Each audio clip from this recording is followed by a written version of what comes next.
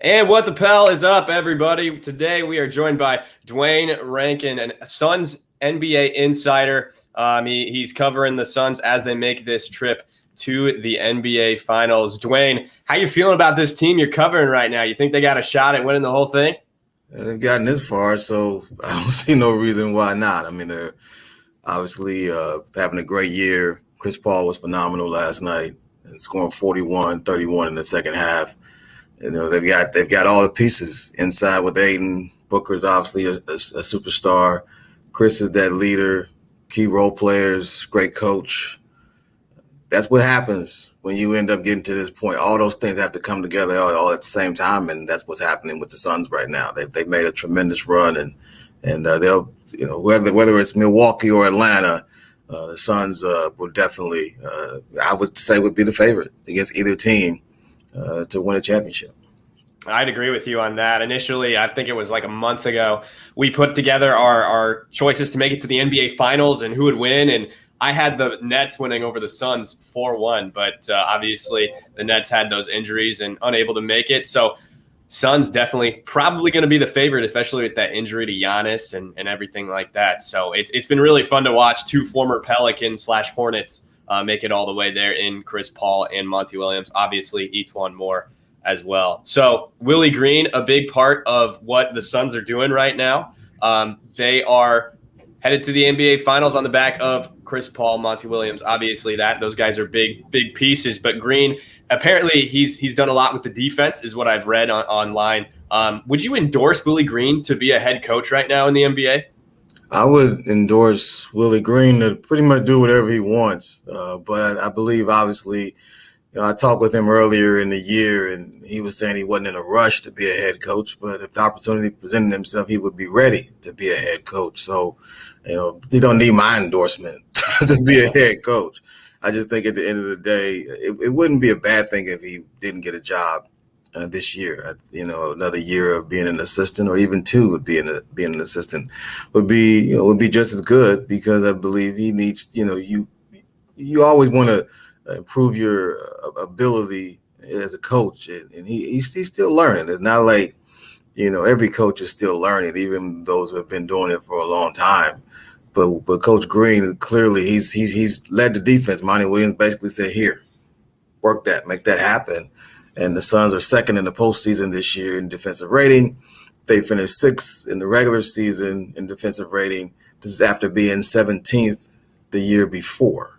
So that just tells you his imprint on this team. How much would you say Chris Paul had to do with that, or is it largely Willie Green? As far as the defense, yeah, you're talking about putting in a strategy. I mean, all the guys got to buy in. So Chris, obviously, he's a fairly good defender, and he's been one of those guys that he just gets timely steals, and you don't just take advantage of Chris Paul on the defensive end, which is truly amazing for him to be at the age he is right now and be able to still be a guy that's not a liability on defense. He's obviously an asset, but Willie Green, his impact on getting guys to understand the importance of defense, the value of it, getting stops. And you seeing guys like for example, like Torrey Craig guarding Paul George last night.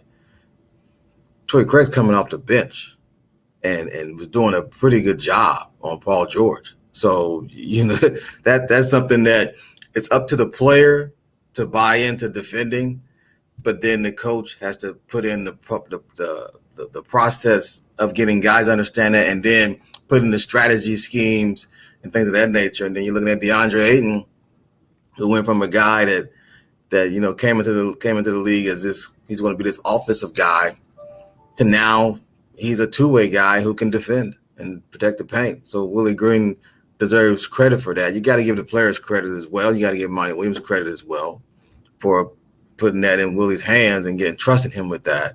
But to be the lead assistant in charge of the defense, and the defense being as good as it is, Willie Green definitely has a say in what's happening. So now the offense this last year kind of looked archaic at times. It was really just give the ball to Brandon Ingram and figure it out. And we talked with Jamel McMillan, assistant coach for the Pels last season. He said that basically everything is hard. And we talked with him early on in the season when he said that. But how much can Willie Green impact the offensive side of things? Is he doing anything offensively? And he said you said he instituted the defense, but how much is he doing offensively with the Suns team, and what can he bring to the Pels? I mean, Monty Williams and Kevin Young have been basically in charge of the offense. So, Willie, I'm sure he has a say in it, but not nearly as much as Monty Williams and Kevin Young. What you got to look at with Willie Green when you're talking about offense is that he was part of a staff at Golden State that had elite offensive players in Durant and Steph Curry and Klay Thompson. So he saw how that can work. Now he probably has his own way of tinkering that, or his own idea. If you want to base it off of how Willie Green was as a player, he was a role guy, but he obviously played with some great offensive talent. So the idea of him being able to make that work wouldn't be out of the question. You're going to be labeled a defensive guy or an offensive guy. That's just the way it is when you become a head coach. So, the offensive part, if you got the talent, I mean, it's a matter of just figuring out how it can work and who does what and how you go about it. But again, if you can't defend, it doesn't matter. Portland has great offense. They got bounced. You got to have guys that defend. And the Lakers, they won a championship last year. I wouldn't say they had a lot of great offensive players. They had two, really, LeBron and Anthony Davis. The rest of them, they're not lighting it up. So, you got to be able to defend, and that's the draw. And if you want to hire someone like Willie Green, that he's going to come in, he's going to establish that. A lot of fans, they want to see, the offense and things of that nature. But every year when you start looking at who wins it all, it's defense. So he can figure that out. I mean, like I said, he saw Durant, Curry, Klay Thompson, working. So he saw three of the most gifted offensive players ever play the game make it work. So he has that part. He can figure that out. Defensively would be the struggle in trying to get New Orleans, which I believe was 23rd in defensive rating this year. They got a lot better towards the end, but still wasn't good. I can tell you that, Duane. That's for sure. But now you bring up that he's been under Steve Kerr and Monty Williams, two incredibly highly regarded coaches now in the NBA. Whereas Charles Lee it's looking like it's down to these two, with the possibility of Fred Vinson taking over in New Orleans. Charles Lee's only been under Mike Budenholzer in the NBA. I believe he coached overseas and he played overseas, whereas Willie played in the NBA as well. As far as what you know about Lee and the fact that he's been under just Budenholzer, would you give Green an edge because he's been under Kerr and because he's been under Monty as opposed to just Coach Bud? I think it just depends on what your GM wants. I mean, I don't know if it really matters who you coached under per se. I mean, Green would have an edge in terms of that because he coached for a guy that won a championship. So if you're going to base that, if you're going to factor that into the equation, which I'm sure it is, but the overriding part is, do you get along? Can you, when you meet up with those people, GMs, management, how do you click with them? How do you mesh with them? Are you able to find that you feel some sort of synergy when you're sitting there? Are you honest with each other? Are you having that conversation, those conversations that makes the person that's taking the job feel comfortable in taking the job? Because I'm looking at the New Orleans job, you fired Van Gundy after 1 year. Zion, the reports about, he's not happy. Well, of course you're not happy, you're losing. I mean, nobody's happy losing. So I get that. And then the whole family is upset and wants him out. I mean, you're going into a situation that on that level, that's not ideal. But the talent is such at a rate, being young, that, you look at that and go, hey, maybe he could be the guy that can get that going. But what people don't understand when you hiring a head coach, if you just look at Monty Williams, he was in New Orleans for 5 years and he got fired. The second year, 2 years into that, now he's in the NBA Finals. Sometimes the first time you go through it, you go through these bumps and these bruises, and then you end up learning from that, and then you get better to your second go. Sometimes it doesn't. You could be like Steve Kerr, but obviously he inherited a tremendous team that was built. So a lot of that goes into, the management. How do you mesh with the management? Green knows New Orleans. He knows the city. He would be, it would be an ideal connection in terms of that. But there's a lot on the table. But to get deep into the whole idea, well, he coached under this guy and he coached under Budenholzer, and he might the coach, the guy from Budenholzer might pick up some things that he can do better than Budenholzer. And then it's the same thing here. Willie Green picked up things from Kerr and Williams that he may be able to do even better than those two have done. And so it's all about picking up things and figuring out things and then incorporating it into your philosophy and then seeing how that can work. So it's much more than that. That's important, but that's lower on the pecking order in terms of when you're hiring a head coach. Sure. It looks good. It sounds good because you can say, well, He coached under so-and-so.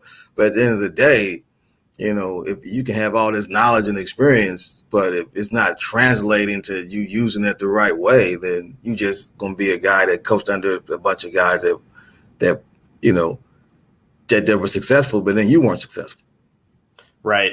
Looks like we've got a fan watching who agrees with you. So when you're talking about the front office and the rest of the guys up top, you got Trajan Langdon, Swin Cash, and then of course David Griffin. I'm not sure how much you know about Griff, considering he's been around with the Suns. Right. Yep, he started with the Suns. He wants his hands in everything. Right. Talked about rotations and minutes played and all that during the postseason press conference. And how do you think Willie Green would handle that? From what I've heard, he's a great guy, but that's two leaders, trying to figure this out together. And with a GM who kind of has a reputation of micromanaging, I don't know how that would work with a lot of coaches in the NBA. What are your thoughts with that? And you gotta, again, that those initial meetings, those initial conversations is setting the foundation for an opportunity such as this. If he's a micromanaged guy, then Willie Green's got to go in understanding that. Hey, look, this is how this guy is how he operates, and so he's going. You'd have to make the adjustment. But if you're the GM and you're hiring a coach, you got to make the adjustment to him as well, or her. It can't just be one-sided here, because then that leads to, if it works, okay, it's on you. If it doesn't work, then it's on them. It's just a lot of that kind of stuff. There's got to be a give and take.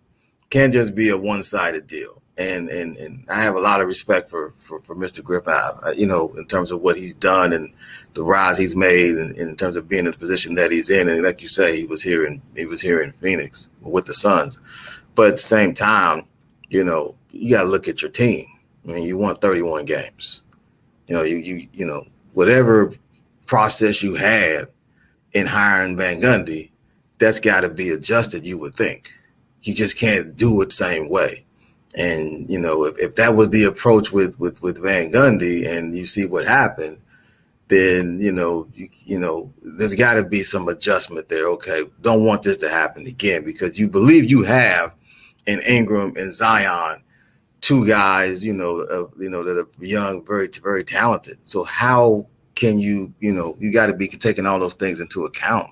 And at the end of the day, you have to be, in terms of when you're in management, you got to understand who you are and understand who you're about to hire.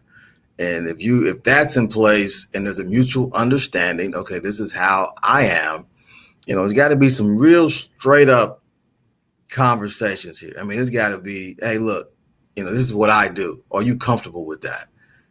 And Willie Green, when you're hiring a guy who's never been a head coach, how he answers that or how he responds to that was going to be significant. Now, if you're hiring a guy that's already been a head coach, then he may have better understanding of how to handle something like this. But Green is Green. Look, the guy has been around a lot of situations. Larry Brown was his coach. I mean, so he's seen all this, having played in the league as well. So the adjustment has got to be on both sides. It can't just be I'm this way and you got to be this way. It has to be both, because that's what you're seeing now with head coach and GM.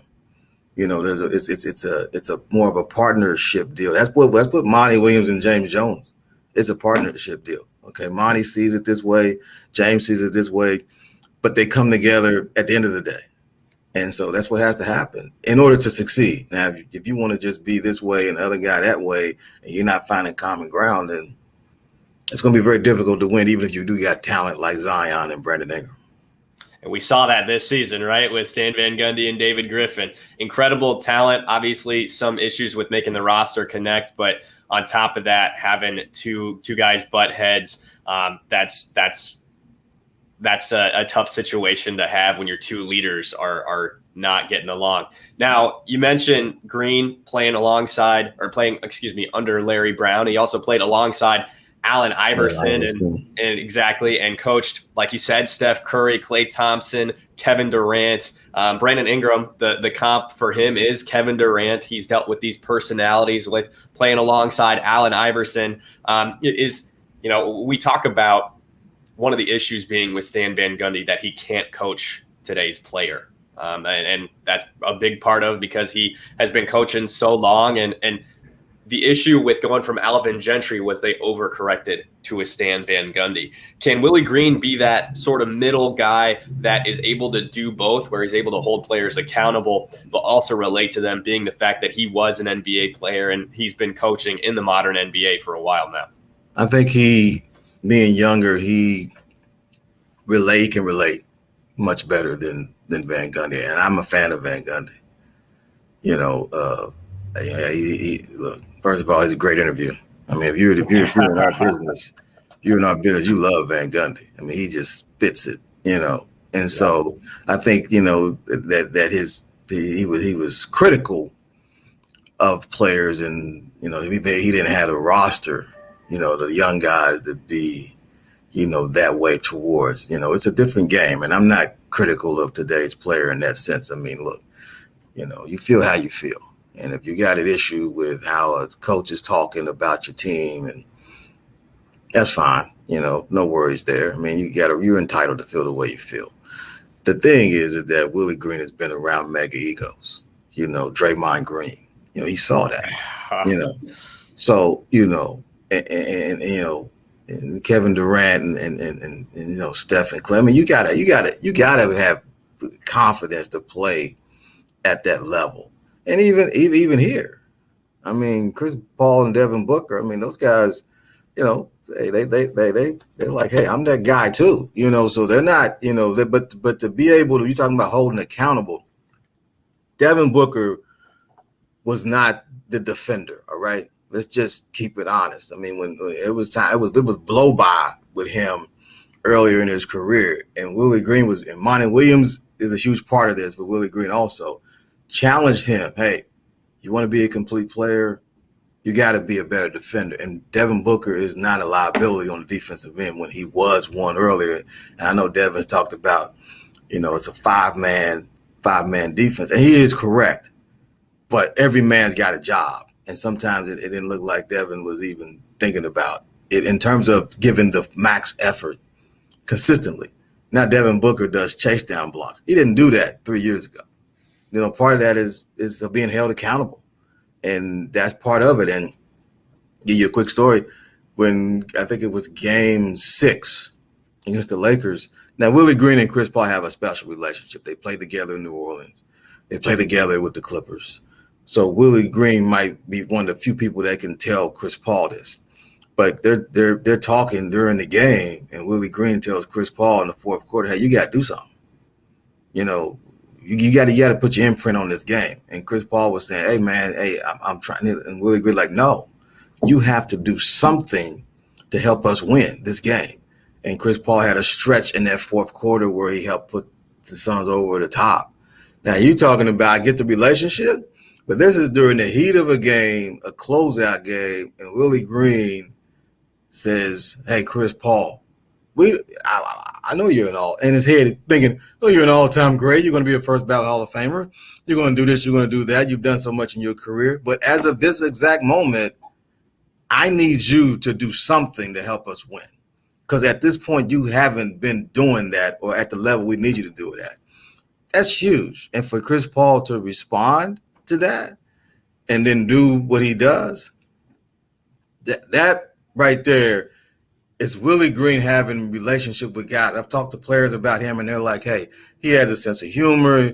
You know, he jokes around with us, but he's very intense. You know, he's serious about his job. Like, he understands the dynamic and of being one way with the guys, but then being another way that they feel comfortable with him.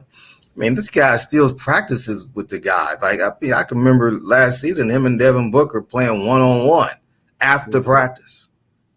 And it's like, you know, and I asked Coach about that. So, are you still doing that this year? He's like, yeah, still do it every once in a while. You know, where basically it's not like one-on-one. It's like, I mean, it's one-on-one, but it's more of, okay, Devin, you had the ball on offense. I'm on defense. It's that kind of deal. Let's work on your post up. Let's work on this, work on those situations. But this guy is still doing that. Now, I get it, he's 39, but you go out here and ask an average 39-year-old if he would be up to guarding Devin Booker after practice. Just go out. Just see how many no answers you get.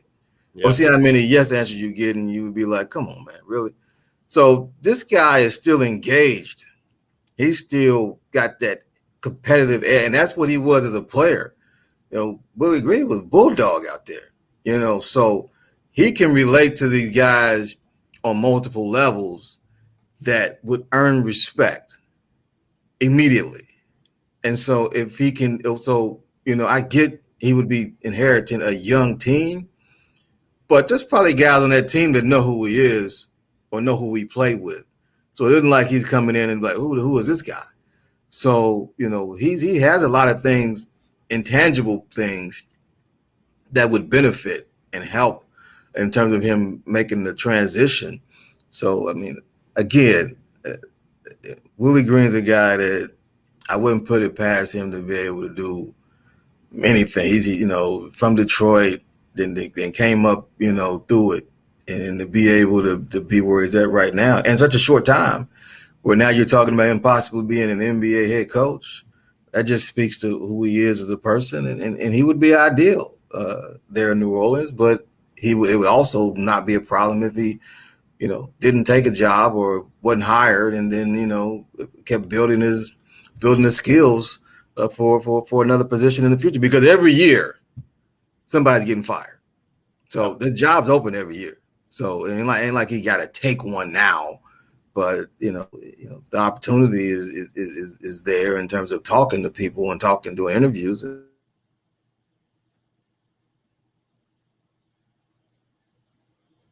Oh, Duane, are you there? It sounds like we lost you. Sorry about those paying attention on the live feed. Duane, I hope you can hear me. Maybe. This is our first time having someone that we lose. Maybe we'll get back to it. Anyway, while we're here, and hopefully Duane will be able to reconnect, got this question here from Nola, Pelicans fan. This is a great question. We'll be talking with Jordan Tresky later today from the Win in 6 podcast. He covers the Pelicans. He's also from Behind the Bucks and Fansided. So we'll get a little bit of a comparison. Right now, Duane is really talking me into this possibility of adding Willie Green. I'm talking with Duane Rankin once again right now. So appreciate those who are sticking around. So I'm messaging him on Twitter as we speak to see if we can get him back in on this. A couple different questions we want to talk about here with Duane. He's the NBA insider, Suns insider with the Arizona Republic. We're going to see if we can get him back in on here. Once again, there he is. There you are. Glad we could get you back in. It's hotels, man. I'm at a hotel, so, you know, when they want to cut your internet, they'll cut it. So that's what happened. Right. So I just had to get signed back on. Okay, sweet. You know. Glad you're back. As you were saying, I don't know if you remember what you were talking about there, but we can transition if need to.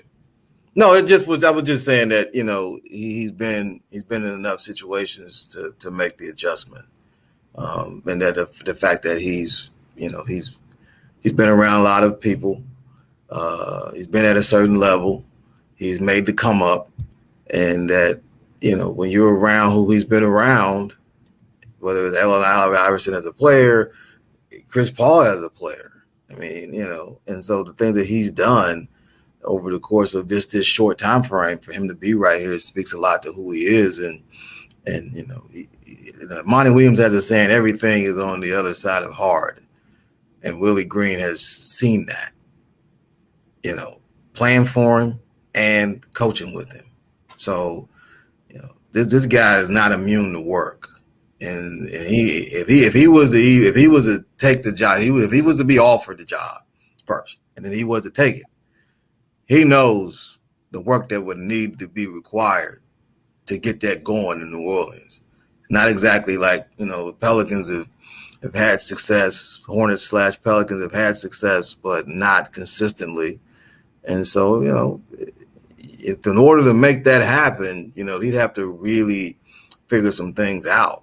And again, when you see a coach that like Van Gundy get fired after 1 year, that actually lead to trepidation to even consider it. But if he does, and he knows going in, okay, this is how it is, and he's experienced a lot, and he's a darn good coach. You can just see it, the impact on the defensive end and getting guys to understand how to play on that side of the ball, and from Mikal Bridges and DeAndre Ayton and Jay Crowder, who we know is a good defender, but to get that as far as a team concept for other guys. But like I said, I look at bench guys. When the bench guys are able to come in and keep that level of defensive intensity, and that's what the Suns have won on. I mean, the glitz of Booker hitting shots, and Chris Paul going between his legs and fadeaways, and Ayton dunking, and Crowder and Mikal and Cam Johnson hitting threes and transition up and down. It all looks great. But they're in the NBA Finals because they defend, which means that Willie Green has had a huge say in what's happened. Well, I tell you what, Duane, I showed this comment a moment ago. That guy _Jaywalk says Willie sounds like a good fit. And you're talking me into this. That's for sure right now. We're going to be talking with Jordan Tresky a little bit later about the possibility of Charles Lee. I'll show this comment from another fan that's watching right now. One other thing that I wanted to mention in terms of Willie, you mentioned how he's made Devin Booker a better defender, from like a lot better defender. He's respectable, at least to a degree now. In terms of holistic development, we saw Jackson Hayes and Nickeil Alexander-Walker both get a little better, but the chances of the Pels bringing in maybe another young guy at 10, possibly a Corey Kispert, possibly a Moses Moody, who Moody would definitely want to have some sort of development. It'd be awesome to have a Mikal Bridges on just about any team, but if Moses Moody can be anything close to that, that'd be awesome if he was brought into New Orleans. Now, is Green a guy who can work with the team in terms of helping in development? Well, I know that's a lot of assistant coaches generally sort of go about that individually with players. Is Green somebody that can help in terms of development for these young guys? Of course. I mean, again, that's what the team pretty much is. It's a young team. Other than Chris Paul and Jay Crowder, I mean, the rest of these guys are young. Right. But Cam Johnson is an improved defender. Mikal Bridges, is a guy that obviously, has become an even better defender, in terms of being a special player. And again, Ayton had defensive ability. It just was a matter of getting him to understand it. And Willie Green has helped in that process. Don't look, when you're looking at a coaching staff, it's not just one or two people. I mean, Mark Bryant does his job as far as with the bigs go. Randy Ayers does his job. Kevin Young's helping, is obviously part of the offense with Monty Williams. So it's a collective. And sometimes, you have to look at that too. Okay, how does he work among other people? And so, but as far as to answer your question, the development part, yeah, I mean, you can see it how they guard the ball, how they, you understanding certain guys, okay, they like to do this, they like to go left, and you can see how they're defending that. Well, you see that within the in terms of the play, the improvement, and then them understanding game plan. That's just as much as playing as anything else. You can have the talent, but if you don't understand the game plan well enough, then all that means is you just got a bunch of talented guys out there who aren't following the game plan, and you wind up losing the game. And that was one of the things that I can remember hearing Van Gundy over the year harp on. We don't do this. We don't finish games this way. There's a lot of we don'ts, which would mean that whatever the game plan was, the Pelicans weren't following it to the utmost that they needed to for a young team. And so, when you got vets make up for that. So if I'm looking at New Orleans, I looked at their roster earlier.